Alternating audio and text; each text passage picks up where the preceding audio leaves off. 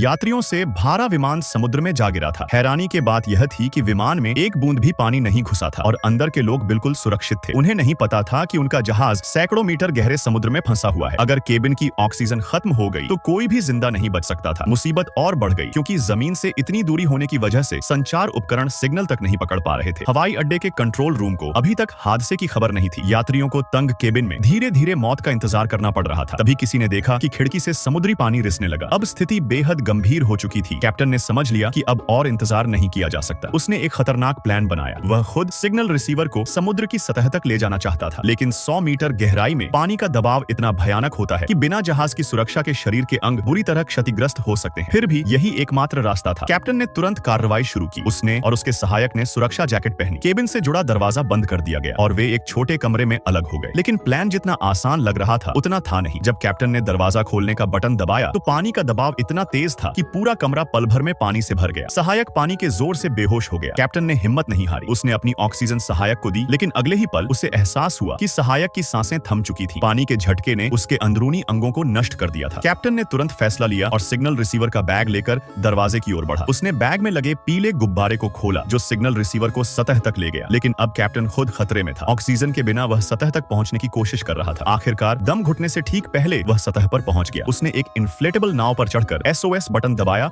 और थककर वहीं लेट गया। संयोग से पास में एक सैन्य जहाज अभ्यास कर रहा था जिसने इस अनजान SOS सिग्नल को पकड़ा। उन्होंने तुरंत एक रेस्क्यू टीम भेजी और कैप्टन को बचा लिया। जब उन्हें पता चला कि समुद्र तल में सैकड़ों यात्री फंसे हैं और उनकी ऑक्सीजन खत्म होने वाली है तो कमांडर ने तुरंत बचाव योजना बनाई। चर्चा के बाद फैसला हुआ कि सबसे सुरक्षित तरीका है पूरे जहाज को ऊपर उठाना। टीम की साथियों ने समुद्र तल में जहाज का पता लगाया। उन्होंने जहाज के नीचे रस्सियां बांधी और चारों तरफ बड़े बड़े हवा के बैग लगाए। इन बैग्स को हवा से भरने के लिए पंप का इस्तेमाल किया गया। जैसे ही हवा भरी गई जहाज धीरे धीरे ऊपर आने लगा, लेकिन जहाज का केबिन पहले से ही कमजोर था और अब वह टूट गया। पानी अंदर घुसने लगा और यात्री इधर उधर गिरने लगे। सौभाग्य से 3 मिनट से भी कम समय में जहाज का अगला हिस्सा सतह पर आ गया। नौसेना ने तुरंत बचाव शुरू किया, लेकिन रस्सियां अब जहाज का वजन नहीं झेल पा रही थी और एक एक करके टूटने लगी। जहाज फिर से डूबने वाला था। आखिरी 3 मिनट में सिर्फ एक महिला यात्री बची थी। एक सैनिक ने उसे पकड़ा और कॉकपिट तक ले गया। उसने पूरी ताकत से दरवाजा खोला और महिला को बाहर धकेल दिया, फिर खुद बाहर कूद गया। हेलीकॉप्टर ने आखिरी यात्री को रस्सी से बचा लिया। उसी वक्त जहाज समुद्र में डूब गया। अंत में कैप्टन के साहस और नौसेना के प्रयासों की वजह से सभी यात्री बच गए, सिवाय उस सहायक के जिसकी मौत हो चुकी थी।